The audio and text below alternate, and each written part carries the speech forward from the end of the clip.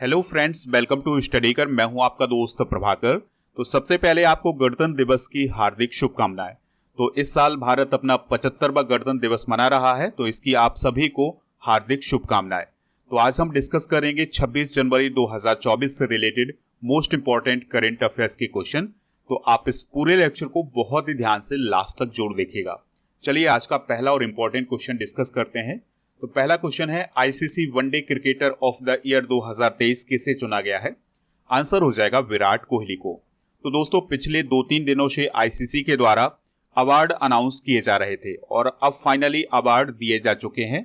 तो 2023 के लिए ICC one day cricketer of the year किसे चुना गया है? विराट कोहली को।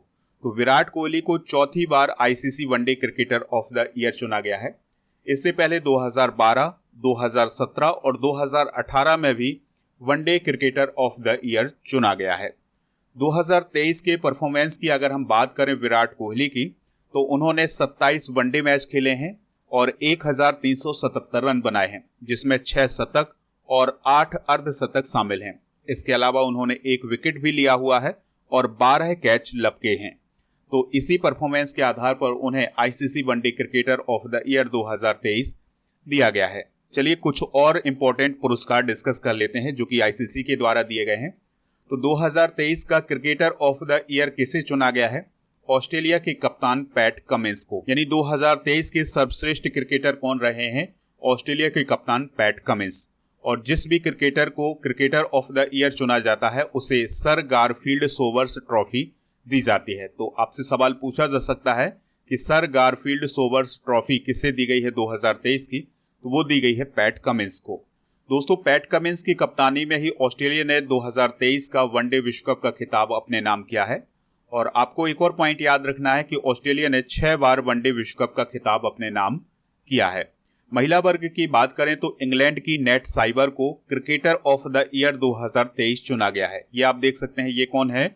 Net cyber. तो इन्हें महिला वर्ग में क्रिकेटर ऑफ द ईयर 2023 चुना गया है। 2022 में भी नेट साइबर को ही महिला क्रिकेटर ऑफ द ईयर चुना गया था। तो ये सभी पॉइंट आप नोट करते जाइएगा। कुछ और अवार्ड डिस्कस कर लेते हैं।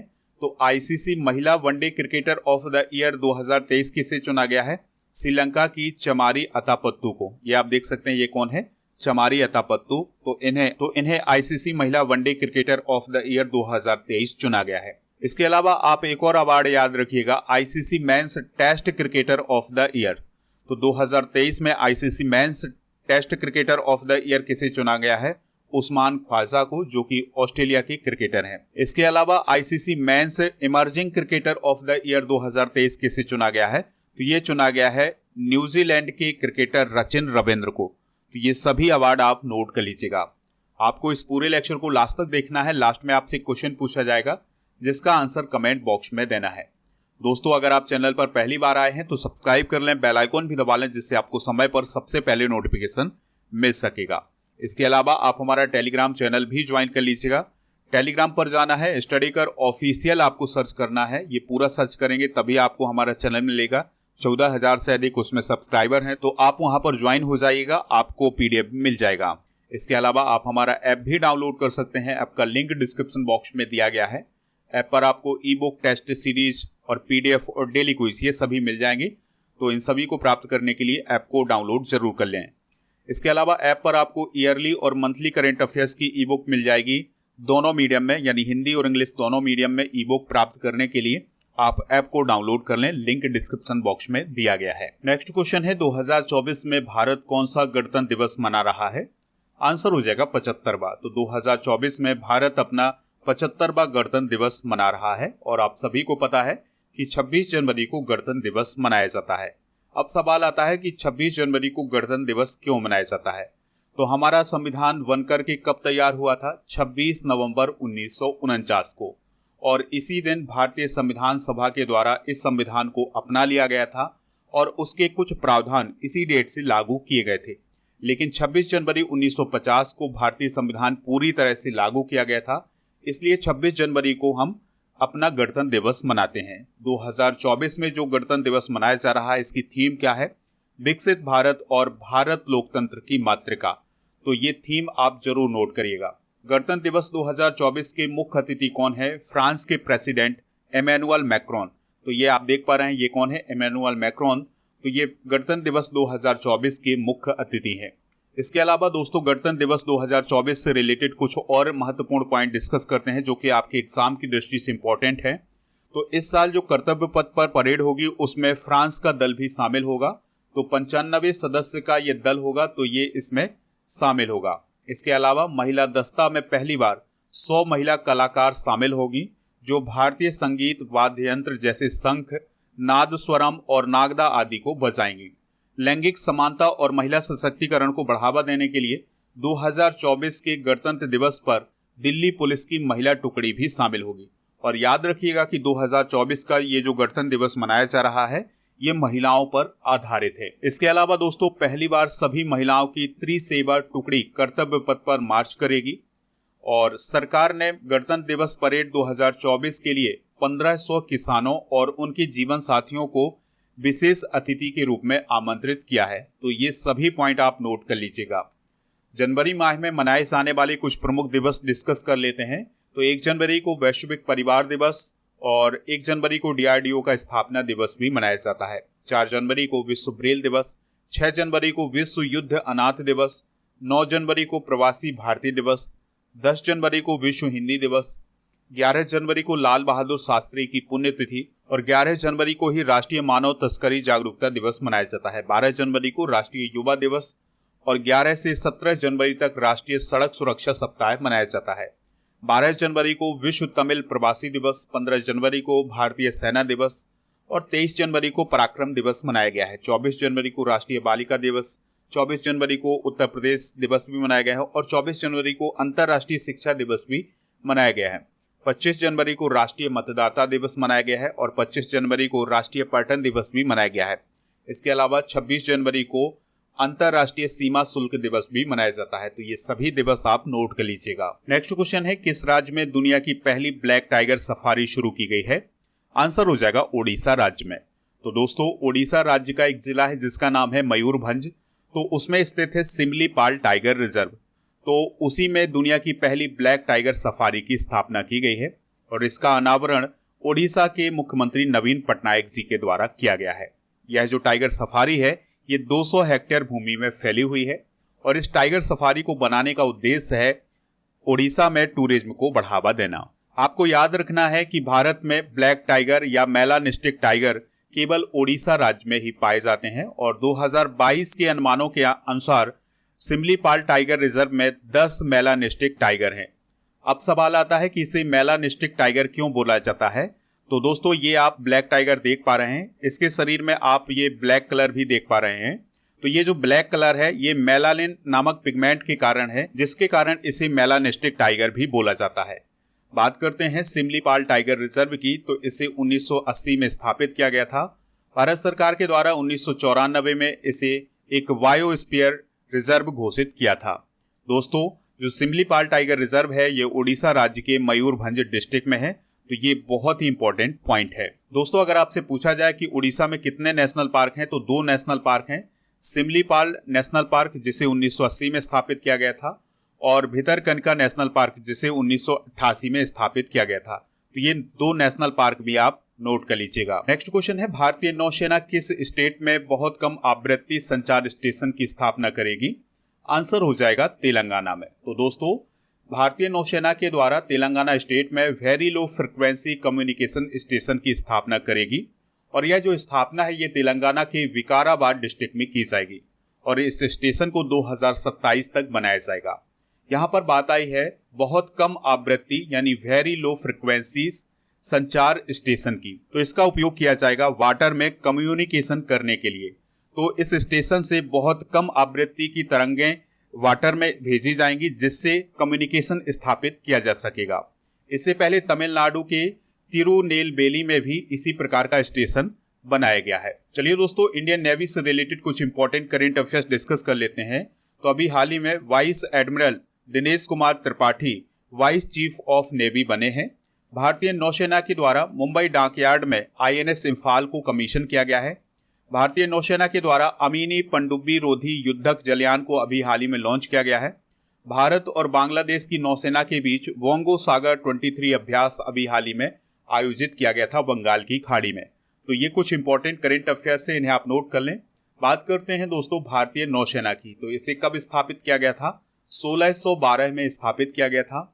आदर्श वाक्य क्या है? सम नो वरुणा। नौसेना प्रमुख कौन है वर्तमान में? Admiral R Harikumar. और याद रखिएगा कि नौसेना दिवस कब मनाया जाता है? 4 दिसंबर को मनाया जाता है। दोस्तों अगर आपसे पूछा जाए कि भारतीय नौसेना की कितनी कमान है भारत में, तो 3 कमान है। तो चलिए भारतीय नौसेना की कमान और उसके मुख्यालय डिस्कस कर लेते हैं। तो अगर आपसे पूछा जाए वेस्टर्न नेवल कमांड का मुख्यालय कहाँ है? मुंबई में। ये आप देख सकते हैं, यहाँ पर मुंबई है महाराष्ट्र में, तो वहां पर वेस्टर्न नेवल कमांड का मुख्यालय है। फिर साउदर्न नेवल कमांड का मुख्यालय कहाँ है? कोची केरला में। और ईस्टर्न नेवल कमांड का मुख्यालय कहाँ है? विशाखापत्तनम आंध्र प्रदेश में। तो दोस्तों ये भारतीय नौसेना के कमान और उसके मुख्यालय हैं। नेक्स्ट क्वेश्चन है 2023 के लिए कितने व्यक्तियों को जीवन रक्षा पदक श्रृंखला पुरस्कार प्रदान किए जाएंगे? आंसर हो जाएगा 31। तो दोस्तों ये जो जीवन रक्षा पदक श्रृंखला पुरस्कार हैं ये राष्ट्रपति जी के द्वारा प्रदान किए जाते हैं और इस साल 31 व्यक्तियों को यह पुरस्कार दिया गया है और जिसमें 3 सर्वोत्तम जीवन रक्षा पदक हैं, 7 उत्तम जीवन रक्षा पदक हैं और 21 जीवन रक्षा पदक हैं। अब सवाल आता है कि यह पुरस्कार किन्हें दिए जाते हैं? तो यह पुरस्कार उन व्यक्तियों को दिए जाते हैं जिन्होंने अपनी जान को जोखिम में डाल करके दूसरे की जान बचाई है। तो ऐसे व्यक्तियों को जीवन रक्षा पदक प्रदान किए जाते हैं। दोस्तों ये जो जीवन रक्षा श्रृंखला पुरस्कार हैं ये 3 श्रेणियों में दिए जाते हैं। पहली श्रेणी है सर्वोत्तम जीवन रक्षा पदक की, दूसरी श्रेणी है उत्तम जीवन रक्षा पदक की और तीसरी श्रेणी है जीवन रक्षा पदक की। तो इन 3 श्रेणियों में ये जीवन रक्षा श्रृंखला पुरस्कार दिए जाते हैं। तो आपको सभी को याद नहीं रखना है, आप केवल सर्वोत्तम जीवन रक्षा पदक याद रखिएगा जो कि 3 लोगों को प्रदान किए गए हैं। तो पहला नाम है मास्टर एंथोनी बान माविया का। तो इन्हें मरणोपरांत सर्वोत्तम जीवन रक्षा पदक दिया गया है और इनका संबंध मिजोरम राज्य से है। और दूसरा सर्वोत्तम जीवन रक्षा पदक दिया गया है सुश्री मेलोडी लाल रैम रूती को और इन्हें मरणोपरांत दिया गया है सर्वोत्तम जीवन रक्षा पदक और इनका संबंध भी मिजोरम से है। इसके अलावा तीसरा सर्वोत्तम जीवन रक्षा पदक दिया गया है सूरज आर को और इन्हें भी मरणोपरांत सर्वोत्तम जीवन रक्षा पदक दिया गया है और इनका संबंध सीआरपीएफ से रहा है। तो ये है दोस्तों सर्वोत्तम जीवन रक्षा पदक। बाकी को आप जब पीडीएफ मिल जाए तो इनको आप नोट कर सकते हैं। तो अगर आपके राज्य से रिलेटेड हैं तो आप इन्हें नोट कर लें क्योंकि एग्जाम में पूछे जा सकते हैं। दोस्तों 2023 के कुछ प्रमुख पुरस्कार और सम्मान डिस्कस कर लेते हैं, यानी उनका रिवीजन कर लेते हैं। तो 2023 में लोकमान्य तिलक पुरस्कार किसे दिया गया था? प्राइम मिनिस्टर मोदी जी को। जॉर्ज लैडली पुरस्कार किसे दिया गया था? अर्थशास्त्री राज्य चेट्टी को। एनी अवार्ड किसे दिया गया था? प्रोफेसर थलापिकल प्रदीप को। पेन प्रिंटर पुरस्कार किसे दिया गया था? माइकल रोसेन को। यूके इंडिया अवार्ड किसे दिया गया था? एमसी मैरी कॉम को। ऑर्डर ऑफ द नाइल मिस्र के द्वारा किसे दिया गया था? पीएम नरेंद्र मोदी को। यूरोपीय निबंध पुरस्कार अरुंधति राय को।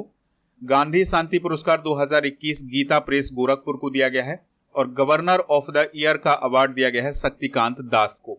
तो ये कुछ प्रमुख पुरस्कार और सम्मान है, इन्हें आप नोट कर लें, एग्जाम की दृष्टि से इंपॉर्टेंट है। नेक्स्ट क्वेश्चन है सुप्रीम कोर्ट के तीसरे दलित जस्टिस कौन बने हैं? आंसर हो जाएगा प्रसन्ना वी वराले। तो प्रसन्ना वी वराले को अभी हाल ही में सुप्रीम कोर्ट का जस्टिस नियुक्त किया गया है और वो सुप्रीम कोर्ट के तीसरे दलित जस्टिस बने हैं। उन्हें किसने शपथ दिलाई है? तो सुप्रीम कोर्ट के जो चीफ जस्टिस हैं डीवाई चंद्रचूड़ जी, उनके द्वारा शपथ दिलाई गई है। याद रखिएगा कि उन्होंने दिसंबर 2023 में रिटायर हुए जस्टिस संजय किशन कोल की जगह ली है। इससे पहले प्रसन्ना वी वराले कर्नाटक हाईकोर्ट के चीफ जस्टिस रह चुके हैं। और याद रखिएगा कि वर्तमान में सुप्रीम कोर्ट में जजों की संख्या 34 हो गई है। बात करते हैं सुप्रीम कोर्ट की। तो दोस्तों सुप्रीम कोर्ट जो है वो भारत की शीर्ष अदालत है। इसकी स्थापना 26 जनवरी 1950 को की गई थी और यह एक संवैधानिक निकाय है, यानी इसका वर्णन संविधान में किया गया है। तो भारतीय संविधान के भाग 5 के अध्याय 4 में अनुच्छेद 124 से 147 तक सुप्रीम कोर्ट का वर्णन किया गया है। वर्तमान में सुप्रीम कोर्ट के मुख्य न्यायाधीश कौन है? डीवाई चंद्रचूड़। ये आप देख पा रहे हैं, ये कौन है? डीवाई चंद्रचूड़। हाल ही में दोस्तों कुछ मुख्य न्यायाधीश नियुक्त किए गए थे, उनको भी एक बार रिवाइज कर लेते हैं। तो राजस्थान हाईकोर्ट के मुख्य न्यायाधीश कौन बने हैं? न्यायमूर्ति मनेंद्र मोहन श्रीवास्तव। इलाहाबाद हाईकोर्ट के न्यायमूर्ति अरुण भंसाली। गुवाहाटी हाईकोर्ट के न्यायमूर्ति विजय बिश्नोई। झारखंड हाईकोर्ट के न्यायमूर्ति VR सारंगी और पंजाब एवं हरियाणा हाईकोर्ट के मुख्य न्यायाधीश बने थे न्यायमूर्ति सील नागू। तो ये मुख्य न्यायाधीश भी आप नोट कर सकते हैं। नेक्स्ट क्वेश्चन है आपातानी किस राज्य से रिलेटेड है जिसे हाल ही में GI टैग दिया गया है? आंसर हो जाएगा अरुणाचल प्रदेश। तो दोस्तों अरुणाचल प्रदेश के आपातानी को अभी हाल ही में GI टैग दिया गया है और आपातानी को आप याद रख सकते हैं कि यह एक प्रकार का वस्त्र है या कपड़ा है।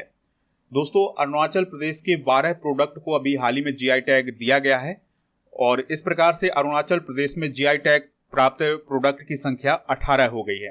तो किन किन प्रोडक्ट को अभी हाल ही में GI टैग दिया गया है? तो उसमें आपातानी है, मोनपा है, आदि है, गैलो है, ताई, खामती, नीसी वस्त्र और मोनपा हैंडमेड कागज।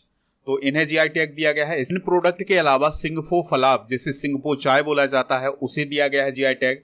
आदि अपोंग को, दाओ को भी GI टैग दिया गया है और अगन्यात बाजरा और मारुआ अपो को भी GI टैग दिया गया है। तो ये सभी प्रोडक्ट अरुणाचल प्रदेश से रिलेटेड हैं। GI टैग की बात करें तो इसका फुल फॉर्म होता है जियोग्राफिकल इंडिकेशन टैग और यह किसी ऐसे प्रोडक्ट को दिया जाता है जिसकी एक खास पहचान होती है। दोस्तों पहली बार यह टैग किसे दिया गया था? दार्जिलिंग चाय को। कब दिया गया था? 2004 में। चलिए दोस्तों कुछ प्रमुख GI टैग डिस्कस कर लेते हैं। तो ऑथर वेट्रिलाई इसे 2023 में GI टैग दिया गया था, ये तमिलनाडु से रिलेटेड है। भद्रवाह राजमा ये जम्मू कश्मीर से रिलेटेड है, इसे भी GI टैग दिया गया है। मरचा चावल या मिर्चा चावल ये बिहार से रिलेटेड है। बनारस पान ये उत्तर प्रदेश से रिलेटेड है। प्रतापगढ़ आंवला ये भी उत्तर प्रदेश से रिलेटेड है और आदम चीनी चावल जो कि उत्तर प्रदेश से रिलेटेड है इसे भी GI टैग दिया गया है। और मार्तंड शहद ये तमिलनाडु से रिलेटेड है तो इसे भी 2023 में GI टैग दिया गया था। नेक्स्ट क्वेश्चन है $3 ट्रिलियन की मार्केट वैल्यू वाली पहली सॉफ्टवेयर कंपनी कौन बनी है? आंसर हो जाएगा माइक्रोसॉफ्ट। तो दोस्तों एक सॉफ्टवेयर कंपनी है जिसका नाम है माइक्रोसॉफ्ट, तो उसकी जो मार्केट वैल्यू है वो कितनी हो गई है? 3 ट्रिलियन हो गई है। और याद रखिएगा कि मार्केट वैल्यू के हिसाब से ये दुनिया की टॉप कंपनियों में दूसरे नंबर पर है और पहले नंबर पर कौन है मार्केट वैल्यू के हिसाब से? एप्पल। यहाँ पर आप लिस्ट देख सकते हैं। तो मार्केट वैल्यू के हिसाब से दुनिया की टॉप 10 कंपनियों में पहले स्थान पर है एप्पल, दूसरे पर माइक्रोसॉफ्ट, तीसरे स्थान पर है सऊदी आरामको और चौथे स्थान पर है अल्फाबेट जिसे गूगल बोलते हैं, पांचवें स्थान पर है अमेजन और छठे स्थान पर है एनवीडिया और सातवें स्थान पर है मेटा प्लेटफॉर्म और आठवें स्थान पर है वर्कशायर हैथवे, नौवें स्थान पर है टेस्ला और 10वें स्थान पर है एली लिली। तो दोस्तों ये है मार्केट वैल्यू के लिहाज से दुनिया की टॉप 10 कंपनियां। बात करें अगर हम माइक्रोसॉफ्ट की तो यह विश्व की सबसे बड़ी सॉफ्टवेयर कंपनी है और इसकी स्थापना 4 अप्रैल 1975 को की गई थी। हेडक्वार्टर इसका वाशिंगटन अमेरिका में है। संस्थापक हैं बिल गेट्स और पॉल एलन। अध्यक्ष और CEO हैं वर्तमान में सत्या नाडेला जो कि भारतीय मूल के हैं। नेक्स्ट क्वेश्चन है भारत और किस देश के बीच संयुक्त आर्थिक एवं व्यापार समिति के गठन के लिए समझौता हुआ है? आंसर हो जाएगा डोमिनिकन रिपब्लिक। तो भारत और डोमिनिकन रिपब्लिक के बीच में अभी हाल ही में संयुक्त आर्थिक एवं व्यापार समिति के गठन के लिए एक समझौता हुआ है। इसके लिए केंद्र सरकार के द्वारा मंजूरी दे दी गई है। तो दोस्तों इस समझौते के बाद भारत और डोमिनिकन रिपब्लिक के बीच में व्यापार बढ़ने वाला है। अगर हम बात करें इन दोनों देशों के बीच के व्यापार की तो भारत मुख्य रूप से डोमिनिकन रिपब्लिक से सोना का आयात करता है, यानी सोना वहां से मंगाता है। इसके बदले में हम उनको दवाइयां और कुछ समुद्री प्रोडक्ट, मोटर वाहन, दोपहिया और तिपहिया वाहन का निर्यात करते हैं। ठीक है दोस्तों, तो ये पॉइंट आप नोट कर सकते हैं। डोमिनिकन रिपब्लिक कहाँ है? तो ये है यहाँ पर उत्तरी अमेरिका महाद्वीप और ये है दक्षिणी अमेरिका महाद्वीप और यहाँ पर आप एक छोटा सा द्वीप देख पा रहे हैं जो कि 2 हिस्सों में बटा हुआ है। तो एक हिस्सा है डोमिनिकन रिपब्लिक और दूसरा है हैती। ठीक है, तो ये अलग देश है और डोमिनिकन रिपब्लिक की जो कैपिटल है वो क्या है? Santo Domingo.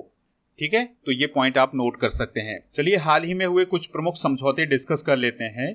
तो अभी हाल ही में HP ने भारत में क्रोमबुक के निर्माण के लिए गूगल के साथ हाथ मिलाया है। इरेदा ने ग्रीन फाइनेंसिंग के लिए बैंक ऑफ महाराष्ट्र के साथ समझौता किया है। अशोक लीलैंड ने वस प्लांट स्थापित करने के लिए उत्तर प्रदेश सरकार के साथ एक समझौता किया है।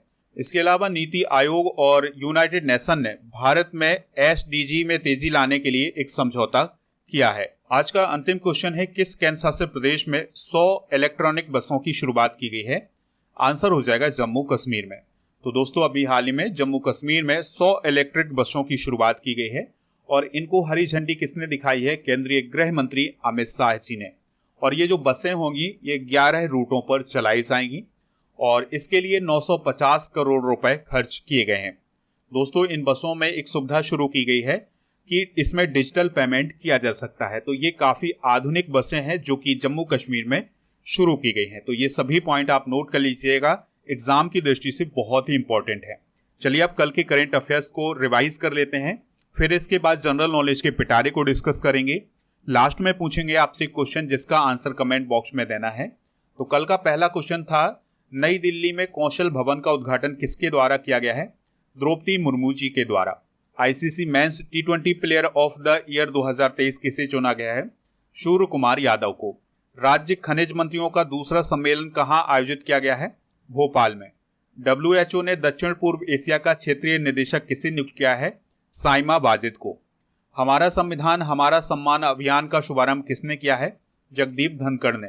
राष्ट्रीय मतदाता दिवस कब मनाया जाता है?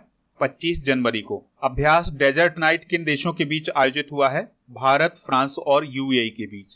केंद्र सरकार ने बहुभाषी शिक्षा के लिए कौन सा ऐप लॉन्च किया है? अनुवादनी ऐप। भारत की किस फिल्म को 96वें ऑस्कर अवार्ड के लिए नॉमिनेट किया गया है? To kill A tiger. 2026 से कौन सा शहर स्पेनिश ग्रैंड प्रिक्स का आयोजन करेगा या मेजबानी करेगा? आंसर हो जाएगा मैड्रिड। दोस्तों आज के जनरल नॉलेज के पिटारे में हम डिस्कस करेंगे भारत के प्रथम पुरुष। तो भारत के पहले CDS कौन थे? जनरल बिपिन रावत। स्वतंत्र भारत के पहले गवर्नर कौन थे? Lord Mountbatten. स्वतंत्र भारत के पहले भारतीय गवर्नर कौन थे? चक्रवर्ती राजगोपालाचारी। भारतीय थल सेना के पहले सेनापति कौन थे? KM करियप्पा। पहले फील्ड मार्शल कौन थे? मानेक शॉ। पहले अंतरिक्ष यात्री कौन थे? राकेश शर्मा। पहले ICS कौन थे? सत्येंद्रनाथ टैगोर। और रैमन मैग्सेसे पुरस्कार प्राप्त करने वाले पहले व्यक्ति कौन थे? आचार्य विनोबा भावे। तो दोस्तों ये सभी पॉइंट आप नोट कर लीजिएगा। कल के करंट अफेयर्स में आपसे पूछा गया था कि ICC का हेडक्वार्टर कहाँ है? तो ICC का हेडक्वार्टर कहाँ है? दुबई, UAE में। ठीक है, तो लगभग सभी लोगों ने इसका आंसर बताया हुआ है। इसके अलावा बीच में भी एक क्वेश्चन पूछा था कि WHO के द्वारा अभी हाल ही में किस देश को मलेरिया मुक्त घोषित किया गया है? तो कैप वर्दे को अभी हाल ही में मलेरिया मुक्त घोषित किया गया है। तो दोस्तों सभी लोगों ने इसका आंसर बताया हुआ है। तो आज का क्वेश्चन है आपके लिए, इमैनुअल मैक्रोन किस देश के राष्ट्रपति हैं? जो भी इसका राइट आंसर हो कमेंट बॉक्स में जरूर बताएं, हमें इंतजार रहेगा आपके आंसर का।